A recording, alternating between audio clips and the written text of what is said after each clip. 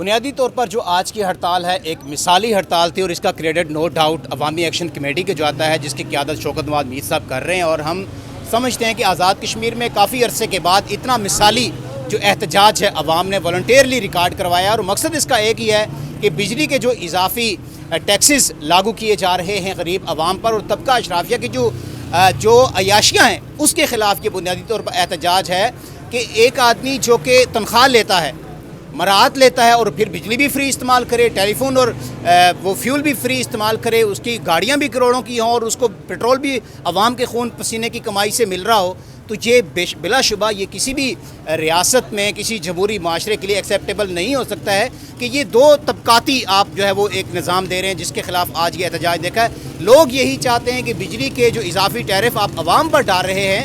آپ ایک تو بجلی سستی پروڈیوس کر رہے ہیں اس ریاست سے، اسی کے دریاؤں سے انہوں نے اپنے آباء و اجداد کی قبریں ڈبوئی ہیں، اپنے مکانات، اپنا سب کچھ جو ہے وہ قربان کیا اس ملک اس ریاست کو روشن کرنے کے لیے، اور پھر اوپر سے آپ ان کے اوپر اضافی ٹیکسز لاگو کر رہے ہیں، نیلم جیلم سرچارج۔ میں کہتا ہوں حیرت کی بات ہے کہ دریا بھی اس ریاست کے واسیوں کے ہیں اور آپ انہی سے الٹا اس کا کرایہ وصول کر رہے ہیں۔ تو یہ اس طرح کی جو ظالمانہ جو ہتھ کنڈے ہیں جو کہ بیوروکریسی کے بنیادی طور پر لاگو کردہ ہے، وہ ان کے خلاف یہ احتجاج تھا۔ اس کے ساتھ ساتھ میں آپ کو ایک اور خاص بات یہ بھی کہنا چاہوں گا کہ آج کے اس احتجاج کے دن ہمیں یہ بات بھی باور کروانی چاہیے کہ وہ لوگ اس کے بنیادی طور پر مجرم ہیں کہ جن کے دور میں یہ منصوبہ شروع ہوا اور انہوں نے عوام کی بات نہیں کی، وہ بیوروکریٹ، وہ اس وقت سیکرٹری ہائیڈل پاور پروجیکٹ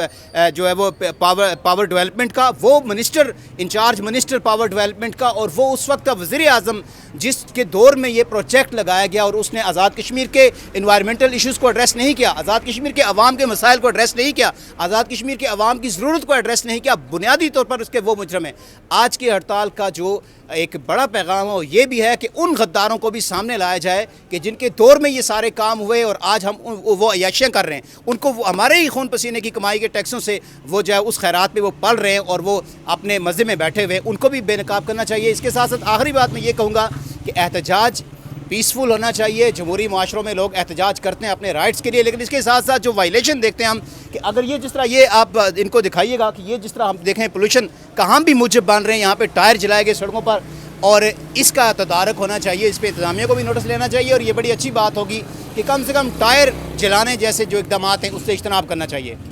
بسم اللہ الرحمن الرحیم۔ آج عوامی ایکشن کمیٹی مظفر آباد کی کال پر مظفر آباد ڈویژن میں بجلی کی لوڈ شیڈنگ، بجلی کی بلات کی جو اضافی ٹیرف ہے،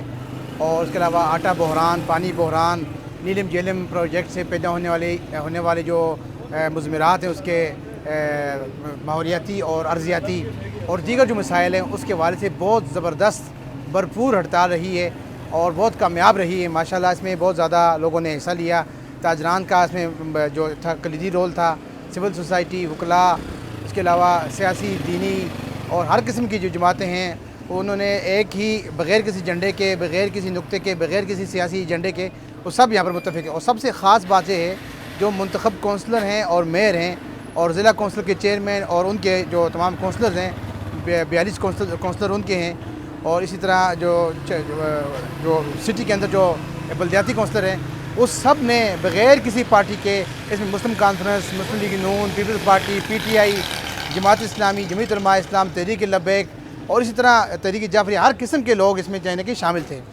لیکن اس میں ابھی آخر میں جو آپ کے سامنے ابھی معاملہ ہوا اس میں افسوسناک ہے کہ ایک عوامی اور انتظامی مسائل پر اس پہ احتجاج ہو رہا ہے، اس کو سیاسی رنگ دیا گیا۔ یہاں پر دو گروپ سامنے آ گئے، ایک نے نعرہ جو ہے وہ لگا دیا، اختلافی نعرہ لگایا، اس کے جواب میں دوسرا گروپ تھا انہوں نے اپنا نعرہ لگایا، اور نتیجہ آپ کے سامنے ہوا کہ وہ منتشر ہو گیا، اور جو آخر میں جو جلسہ ہونا تھا، آخر میں جو اس میں اعلامیہ بیان کرنا تھا جو وہ سارا جو ہے وہ ضائع ہو گیا۔ تو میرے خیال میں اسی سبوتاژ کیا گیا ہے اس سارے معاملے کو، اور یہ بہت غلط ہوا ہے کیونکہ اس وقت اتنی بھرپور ہڑتال، ابھی بھی ہڑتال جاری ہے، ختم نہیں ہوئی۔ ابھی بھی جائیں آپ امبور سے لے کر چہلا تک، اسی طرح چہلا سے لے کر وادی نیلم کے آخری کونے تک، اور اسی طرح دومیل سے لے کر چکوٹھی بارڈر تک، ایل او سی تک، ہر طرف ہڑتال آپ کو نظر آ رہی ہے۔ لیکن صرف مظفر آباد شہر کے اندر یہ ڈرامہ رچایا گیا، میرے خیال سے اس کی جتنی بھی مذمت کی جائے کم ہے۔ دوسری بات یہ کہ یہ جو سڑکوں پر ٹائر جلائے جا رہے ہیں، میں تو کہتا ہوں آئندہ کے لیے اس پہ پابندی ہونی چاہیے۔ آج میں اس کی مخالفت نہیں کر رہا ہوں کہ انہوں نے کیوں جلائے، لیکن کوئی قانون اس کے لیے نہیں ہے، کوئی ضابطہ نہیں ہے۔ ٹائر جلانا، اس سے ایک تو سڑکوں کو نقصان ہوتا ہے، دوسرا ابھی ٹائر جلانے کے بعد جو کاربن پورے شہر میں پھیل رہی ہے، لوگوں کے کپڑے خراب ہو رہے ہیں، لوگوں کے سانس کی جو نالی ہے اس میں کاربن جا رہی ہے، لوگوں کی سکن کے مسائل پیدا ہو رہے ہیں، اس سے یہ کینسر کا باعث بن رہا ہے۔ اگر ایک شاپنگ بیگ آپ کا استعمال کرنے سے اگر اس کو